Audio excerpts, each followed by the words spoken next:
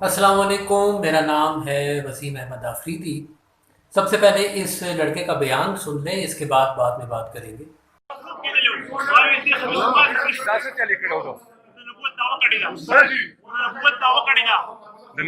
अब सवाल ये पैदा होता है कि हर कुछ अरसे के बाद कोई ना कोई शख्स मुंह उठाकर नबूवत का दावा कर देता है, लिहाजा इस मामले का क्या हल हो। इसलिए आज हम बात करेंगे मोहर नबूवत पर। देखिए, सबसे पहली बात तो ये है कि मोहर नबूवत कोई अकीदा नहीं है, क्योंकि अकीदा और ईमान में फ़र्क होता है। अकीदा और ईमान के हवाले से फ़र्क जानने के लिए आप ऊपर दिए गए लिंक पर क्लिक करके मेरी वीडियो देख सकते हैं, ताकि बात वाज़ेह हो जाए। बहरकैफ अकीदा मोहर नबूवत पर किसी भी शक्ल में बात करने का वाज़ेह मतलब है कि हमें यकीन ही नहीं है कि आया नबूवत पर मोहर लग चुकी है, और ना ही हमारे पास कोई मुस्तनद सबूत मौजूद है। इंसान की ये फितरत है कि जब कोई भी मामला शक में हो तो वो इस पर ना सिर्फ बात करता है बल्कि दलाइल भी देता है। मोहर नबूवत का भी यही मामला है। जहाँ तक सूरह अल-अहज़ाब की आयत नंबर 40 का ताल्लुक है, तो कोई भी शख्स इसे आसानी से रद्द कर सकता है, क्योंकि ये एक स्टेटमेंट है, सबूत नहीं है। इस ज़िम्न में आप पहले एक वीडियो क्लिप सुने, उसके बाद में बात करते हैं। ये जो कि नबी नहीं आएगा, ये मुसलमानों के दिमाग में एक फतूर है, क्योंकि कुरान इसकी तायीद नहीं करता। बिल्कुल गलत अकीदा है। कोई ऐसी बात नहीं है कि नबी नहीं आ सकता।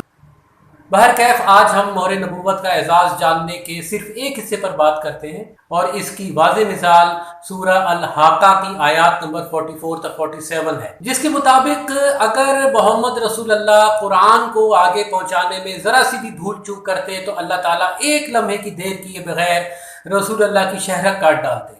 यानी अल्लाह ताला मोहम्मद रसूलुल्लाह को इतनी भी मोहलत ना देते कि अगर थोड़ा सा स्लिप ऑफ टंग हो रहा है तो मोहम्मद रसूलुल्लाह असहाब को ये कहते कि नहीं, असल में वही के अल्फाज ऐसे नहीं हैं बल्कि कुछ और हैं, और अब मैं आपको असल वही सुनाता हूँ।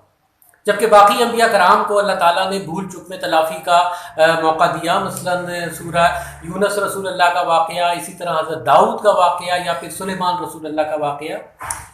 अब सवाल ये पैदा होता है कि अल्लाह ताला ने मोहम्मद रसूलुल्लाह के साथ इतना सख्त रवैया क्यों इख्तियार किया। इसकी दो वजूहात हैं। सबसे पहली वजह तो ये है कि कुरान मोहम्मद रसूलुल्लाह पर अरबी रस्मुल ख़त की बजाय नक़ूश, मंजरनामे या तस्वीर की सीरीज़ की शक्ल में नाजिल होता था, क्योंकि मोहम्मद रसूलुल्लाह उम्मी थे, जिसकी मिसाल अल्लाह ताला ने आयत नंबर 43 में दी। और मोहम्मद रसूलुल्लाह इन मनाजिर को चश्म तसव्वुर से देखते हुए अरबी में ढाल कर असहाब को सुनाते थे। लिहाजा इस सारे प्रोसेस में फ़र्ज़ किया कोई मंजर बयान करने से चूक गया तो अगला मंजर बयान करने में अधूरा रह जाएगा, और ये अल्लाह ताला को बर्दाश्त ना होता, क्योंकि इस सूरत में नाजिल करदा वही को नए सिरे से नाजिल करना पड़ता। और अगर यही गलती रसूलुल्लाह बार बार दोहराते तो सबसे पहली बात तो ये कि रसूलुल्लाह की रिसालत ही खतरे में पड़ जाती, और सहाबा भी ये सोचते और किस वही को दुरुस्त माने और किसको गलत। और इसी तरह दुश्मनों को भी एक और मौका मिल जाता कि वो ये कहते कि ये कैसे नबी हैं जिन्हें वही सही तरह बोलनी नहीं आती। बहरकैफ इतना सख्त म्यार रखने की दूसरी सबसे बड़ी एक और वजह है, और वो ये कि मोहम्मद रसूलुल्लाह चूँकि मोहर नबूवत थे, इसलिए अल्लाह ताला इन्हें आइंदा आने वाले तमाम इंसानियत के लिए एक आइडियल मैन और तमाम इंसानियत के दोस्त के तौर पर मेयार बनाना चाहता था, और ये कोई छोटी बात ना थी। और अल्लाह ताला के चुने हुए आइडियल मैन से कोई ज़रा सी भी गलती हो जाए, ये अल्लाह ताला को हरगिज़ मंजूर ना था।